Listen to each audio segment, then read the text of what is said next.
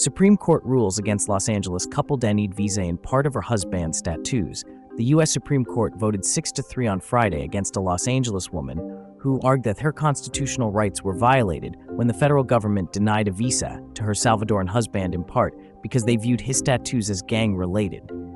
The broad ruling is a major setback for Americans with foreign spouses because it explicitly rejects the idea that a citizen has a constitutional right to attempt to bring their non-citizen spouse into the country. The conservative majority, led by Justice Amy Coney Barrett, said that while the plaintiff Ella's civil rights attorney Sandra Munoz does have a fundamental right to marriage, she had failed to establish that a right extends to living with her husband in the U.S. The government said it denied the visa due to concerns that Asensio Cordero would be likely to engage in unlawful activity if he were allowed back into the U.S. The couples viewed and learned through their lawsuit that the government believed he was an MS-13 member based on his tattoos and interview. Wanda background check, including confidential law enforcement information.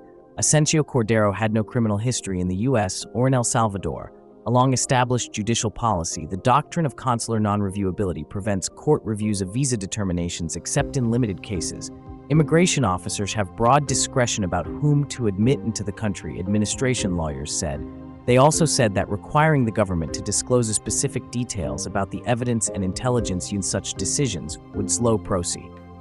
Pose a risk to public safety and could chill future information sharing with foreign partners. The National Immigrant Justice Centers said the decision will make litigation by families in similar situations all but impossible. So while Munoz and Asensio Cordero eventually got a basis explanation for his visa denial, others might never get such information.